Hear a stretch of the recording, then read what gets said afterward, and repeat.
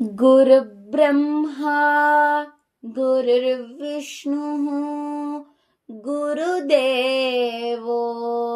महेश्वरः गुरुसाक्षात् परब्रह्मा तस्मै श्री गुरवे नमः. ಗುರುವೇ ಬ್ರಹ್ಮ, ಗುರುವೇ ವಿಷ್ಣು, ಗುರುವೇ ಶಿವ, ಗುರುವೇ ಸಾಕ್ಷಾತ್ ಪರಬ್ರಹ್ಮ. ಇಂತಹ ರೂಪವಾದಂತಹ ಗುರುವಿಗೆ ನಮಸ್ಕಾರಗಳು. ಇನ್ನು ಕಬೀರದಾಸರು ಹೇಳುವಂತೆ, ಗುರುವಿಗೆ ವಂದನೆ ಮೊದಲು, ನಂತರ ಗಣಪತಿಗೆ. ಗುರುವಿಗೆ ವಂದನೆ ಮೊದಲು, ನಂತರ ಗಣಪತಿಗೆ, ಬಳಿಕ ದೇವಿ ಶ್ರೀ ಶಾರದೆಗೆ. ಬಳಿಕ ದೇವಿ ಶ್ರೀ ಶಾರದೆಗೆ. ಇವರ ಕೃಪೆಯು ನಮಗೆ ಕಬೀರ, ಇವರ ಕೃಪೆಯು ನಮಗೆ. ಅಂದ್ರೆ ಕಬೀರದಾಸರು ಹೇಳ್ತಾರೆ, ಗಣಪತಿಗೂ ನಮಸ್ಕರಿಸಬೇಕು, ಹಾಗೆ ಶಾರದಾ ದೇವಿಗೂ ನಮಸ್ಕರಿಸಬೇಕು. ಆ ಇಬ್ಬರಿಗಿಂತ ಮೊದಲು ಗುರುವಿಗೆ ವಂದಿಸಬೇಕು ಅಂತ ಹೇಳ್ತಾರೆ. ಗುರು ಎಂತಹ ಮಹತ್ವಪೂರ್ಣವಾದಂತ ಸ್ಥಾನವನ್ನ ಪಡಿತಾನೆ ಅಂತ ಹೇಳಿದ್ರೆ, ಹರಿಮುನಿದರೆ ಗುರು ಪೊರೆಯುವ ನಯ್ಯ, ಗುರು ಮುನಿದರೆ ಗತಿಯಾರು ಕಬೀರ, ಗುರು ಮುನಿದರೆ ಗತಿಯಾರು ಅಂತ ಕಬೀರದಾಸರು ಹೇಳ್ತಾರೆ. ಅಂತಹ ಶ್ರೇಷ್ಠ ಸ್ಥಾನವನ್ನ ಗುರು ಪಡಿತಾರೆ. ಗುರುವಿಗಿಂತ ಅತ್ಯಂತ ಅಮೂಲ್ಯವಾದಂತಹ ವಸ್ತು, ವ್ಯಕ್ತಿ ಇನ್ನೊಂದಿಲ್ಲ. ಗುರು, ಗು-ರು ಈ ಎರಡೇ ಅಕ್ಷರವನ್ನ ಹೊಂದಿದ್ದರೂ ಕೂಡ ಅದರ ಅರ್ಥ ಅಗಾಧ. ಗು ಎಂದರೆ ಅಜ್ಞಾನ, ರು ಎಂದರೆ ನಾಶ ಮಾಡೋದು. ನಮ್ಮಲ್ಲಿರುವಂತ ಅಜ್ಞಾನವನ್ನ ನಾಶ ಮಾಡಿ ಜ್ಞಾನ ಎಂಬ ದೀಪವನ್ನ ಪ್ರಜ್ವಲಿಸುವಂತೆ ಮಾಡುವವನೇ ಗುರು. ಶಂಕರಾಚಾರ್ಯರು ಶಿವನನ್ನೇ ಗುರುವಾಗಿ ಮಾಡಿಕೊಂಡಿದ್ದಾರೆ.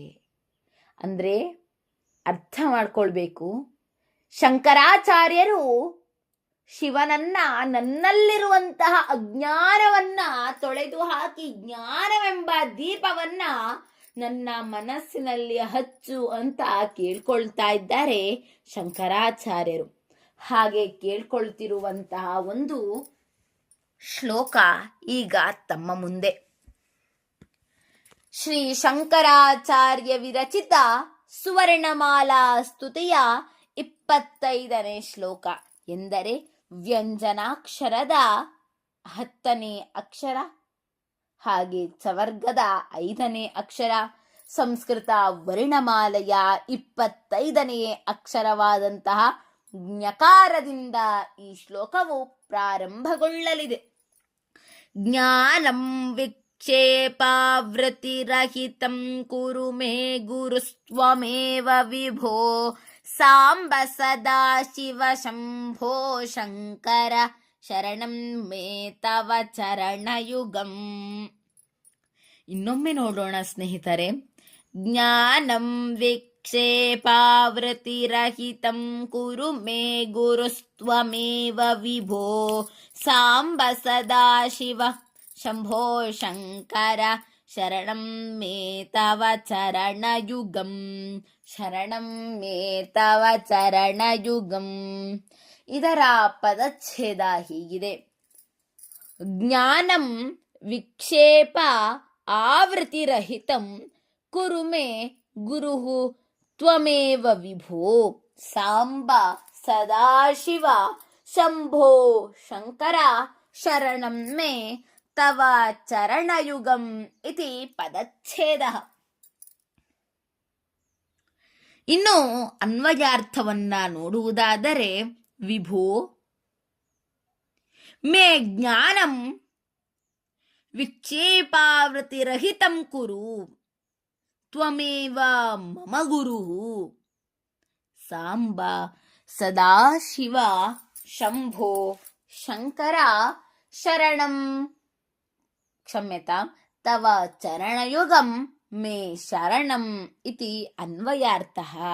ಇನ್ನು ಬನ್ನಿ ಸ್ನೇಹಿತರೆ, ಅರ್ಥವನ್ನ ನೋಡೋಣ. ಹೇ ವಿಭುವೆ, ಸ್ಥಿರವಾದ ಜ್ಞಾನವನ್ನ ಉಂಟು ಮಾಡು, ನೀನೇ ನನ್ನ ಗುರುವು. ಹೇ ಪಾರ್ವತಿ ಸಹಿತನಾಗಿರುವವನೇ, ಸದಾ ಮಂಗಳಮಯನೇ, ಶುಭವನ್ನುಂಟು ಮಾಡುವವನೇ, ನಿನ್ನ ಚರಣಯುಗಳವೇ ನನ್ನಾಶ್ರಯವು ಎಂಬುದು ಇದರ ಅರ್ಥವಾಗಿದೆ. ಶಂಕರಾಚಾರ್ಯರು ಕೇಳ್ತಾ ಇರೋ ಪ್ರಕಾರ ಜ್ಞಾನವನ್ನ ಸ್ಥಿರತೆ ಮಾಡು. ಯಾವುದೇ ರೀತಿಯಾದಂತಹ ಜ್ಞಾನವಾಗಿದ್ರೂ ಕೂಡ ಆ ಜ್ಞಾನವು ಚಂಚಲತೆಯನ್ನ ಹಾಗೂ ಅಸ್ಥಿರತೆಯನ್ನ ಹೊಂದಿದ್ರೆ ಅದು ಪ್ರಯೋಜನಕ್ಕೆ ಬಾರದು. ಯಾವಾಗ ಜ್ಞಾನವು ಸ್ಥಿರತೆಯನ್ನ ಹೊಂದಿರುತ್ತೋ ಆಗಲೇ ಮಾತ್ರ ಜ್ಞಾನಕ್ಕೂ ಆತನಿಗೂ ಗೌರವ ಸನ್ಮಾನಗಳು ದೊರೆಯುತ್ತೆ. ಒಂದು ವೇದಿಕೆಯ ಮೇಲೆ ಒಂದನ್ನ ಹೇಳ್ತೇವೆ, ನಮಗೆ ತಿಳಿದ ಪ್ರಕಾರ ಒಂದನ್ನ ಹೇಳ್ತೇವೆ, ನಂತರ ಅಲ್ಲ ಇದು ತಪ್ಪು ಹೀಗೆ ಇದೆ, ಅಲ್ಲ ಇದು ತಪ್ಪು ಹೀಗೆ ಇದೆ ಅಂತ ಹೇಳಿದ್ರೆ ನಮಗೆ ಮರ್ಯಾದೆ ಸಿಗುವುದುಂಟೆ? ಎಲ್ಲುಂಟು? ಇಲ್ಲ. ನಮ್ಮ ಜ್ಞಾನಕ್ಕೆ ಸರಿಯಾದ ಗೌರವ ಸಿಗ್ಬೇಕಾದ್ರೆ ಆ ಜ್ಞಾನ ಸ್ಥಿರವಾಗಿರ್ಬೇಕು. ನಾವ್ ಎಲ್ಲಾ ಕಲ್ತು ಬಿಟ್ಟಿದ್ದೇವೆ, ನಮ್ಮ ಜ್ಞಾನ ಸ್ಥಿರ ಎಂದು ಭಾವಿಸಿದರೆ ಅದು ನಮ್ಮಲ್ಲಿರುವಂತಹ ಅಜ್ಞಾನ. ಆ ಒಂದು ಜ್ಞಾನ ಸ್ಥಿರವಾಗಿರ್ಬೇಕಂತ ಹೇಳಿದ್ರೆ ದೇವರ ಆಶೀರ್ವಾದ ಇರಬೇಕು. ಯಾಕಂತ ಹೇಳಿದ್ರೆ ಸಂಸ್ಕೃತದಲ್ಲಿ ಹೇಳ್ತಾರೆ, ತೇನ ವಿನ ತೃಣಮಪಿ ನ ಚಲತಿ. ಆ ಶಿವನ ಒಂದು ಆಜ್ಞೆ ಇಲ್ಲದಂತೆ ಒಂದು ಹುಲ್ಲು ಕಡ್ಡಿಯು ಕೂಡ ಅಲಗಾಡೋದಿಲ್ಲ. ಹಾಗಿರ್ಬೇಕಾದ್ರೆ ನಮ್ಮ ಜ್ಞಾನ ಸ್ಥಿರವಾಗಿರ್ಬೇಕಾದ್ರೆ ಶಿವನ ದೇವಾನುದೇವತೆಗಳ ಸಕಲ ದೇವತೆಗಳ ಆಶೀರ್ವಾದ ಬೇಕಾಗುತ್ತದೆ. ಅದಕ್ಕೆ ಇಲ್ಲಿ ಶಂಕರಾಚಾರ್ಯ ಹೇಳ್ತಾ ಇರೋದು, ನನ್ನಲ್ಲಿರುವಂತಹ ಜ್ಞಾನವನ್ನ ಸ್ಥಿರ ಮಾಡು. ಹಾಗೆ ನೀನೇ ನನ್ನ ಗುರುವು. ನನ್ನ ತಪ್ಪುಗಳನ್ನ ತಿದ್ದಿ ನನ್ನ ಮನಸ್ಸಿನಲ್ಲಿರುವಂತಹ ಅಜ್ಞಾನ ಎಂಬ ಮಲವನ್ನ ಹೋಗಲಾಡಿಸಿ ಜ್ಞಾನವೆಂಬ ಜ್ಯೋತಿಯನ್ನ ಬೆಳಗಿಸು. ಗುರುವಿನ ಬಗ್ಗೆ ಒಂದು ಕಥೆಯನ್ನ ನೋಡೋಣ. ಒಬ್ಬ ಮಹಾನ್ ಜ್ಞಾನಿಯಾಗಿದ್ದ ಗುರುಗಳ ಬಳಿ ಒಬ್ಬ ಹುಡುಗ ಶಿಷ್ಯನಾಗಿ ಸೇರ್ತಾನೆ. ಆ ಶಿಷ್ಯನಿಗೆ ವಿದ್ಯೆ ಕಲಿಯುವ ತುಂಬಾ ಆಸೆ ಇತ್ತೆ. ಆದರೆ ಅವನು ಯಾವುದನ್ನೂ ಬೇಗನೆ ಗ್ರಹಿಸಲು ಸಾಧ್ಯವಾಗದೆ ತುಂಬಾ ನಿರಾಶೆಗೊಳ್ಳುತ್ತಿದ್ದನು. ಗುರುಗಳು ಅವನಿಗೆ ಒಂದು ಸಣ್ಣ ಕಲ್ಲನ್ನ ನೀಡಿ, ಮಗನೇ, ಪುತ್ರನೇ, ಇದು ಅತ್ಯಂತ ಅಪರೂಪವಾದ ಮತ್ತು ಬೆಲೆ ಬಾಳುವ ಕಲ್ಲು. ನೀನು ಇದನ್ನು ಊರಿನ ಮಾರುಕಟ್ಟೆಗೆ ತೆಗೆದುಕೊಂಡು ಹೋಗು. ಆದರೆ ಯಾರಾದರೂ ಇದರ ಬೆಲೆ ಕೇಳಿದರೆ ಯಾವುದೇ ಕಾರಣಕ್ಕೂ ಮಾರಬೇಡ. ಕೇವಲ ಅವರ ಬೆಲೆಯನ್ನು ಮಾತ್ರ ತಿಳಿದುಕೊಂಡು ಬಾ ಎಂದು ಹೇಳಿದರು. ಶಿಷ್ಯನು ಮಾರುಕಟ್ಟೆಗೆ ಹೋಗಿ ಕಲ್ಲನ್ನು ವ್ಯಾಪಾರಿಯೊಬ್ಬನಿಗೆ ತೋರಿಸಿದನು.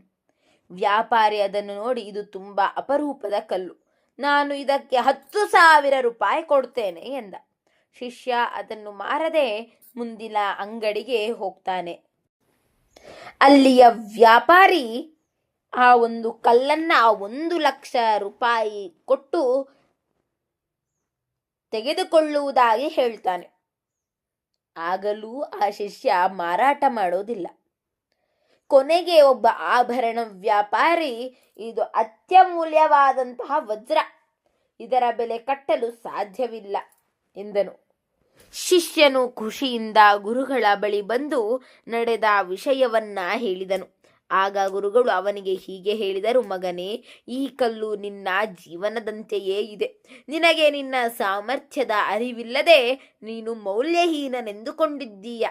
ಆದರೆ ಬೇರೆಯವರು ನಿನ್ನೊಳಗಿನ ಪ್ರತಿಭೆಯನ್ನ ಗುರುತಿಸಿದಾಗ ನಿನ್ನ ಬೆಲೆ ತಿಳಿಯುತ್ತದೆ ಅಂತ ಹೇಳ್ತಾರೆ. ಹೀಗೆ ನಮ್ಮಲ್ಲಿರುವಂತಹ ಅಜ್ಞಾನತೆಯನ್ನ ಅಥವಾ ನಮಗೆ ಗುರುತಿಸಲಾಗದಂತಹ ಪ್ರತಿಭೆಯನ್ನ ಮೇಲೆತ್ತು ಕೊಡುವವನೇ ಗುರು. ಅಂತಹ ಗುರುವಿನ ಸ್ಥಾನವನ್ನ ಶಂಕರಾಚಾರ್ಯರು ಶಿವನಿಗೆ ನೀಡಿದ್ದಾರೆ. ಪಾರ್ವತಿ ಸಹಿತನಾಗಿರುವವನೇ, ಸದಾ ಮಂಗಳಮಯನೇ, ಶುಭವನ್ನುಂಟು ಮಾಡುವವನೇ, ಶಿವನೇ, ನಿನ್ನ ಚರಣಯುಗಳವೇ ನನ್ನಾಶ್ರಯವು ಅಂತ ಹೇಳ್ತಾ ಇದ್ದಾರೆ ಶಂಕರಾಚಾರ್ಯರು. ಮುಂದಿನ ಶ್ಲೋಕವನ್ನ ಮುಂದಿನ ಒಂದು ಸಂಚಿಕೆಯಲ್ಲಿ ನೋಡೋಣ. ಸರ್ವೇ ಜನಾಃ ಸುಖಿನೋ ಭವಂತು, ಸಕಲ ಸನ್ಮಂಗಲಾನಿ ಭವಂತು, ಲೋಕಾಃ ಸಮಸ್ತಾಃ ಸುಖಿನೋ ಭವಂತು. ಧನ್ಯವಾದಾಃ.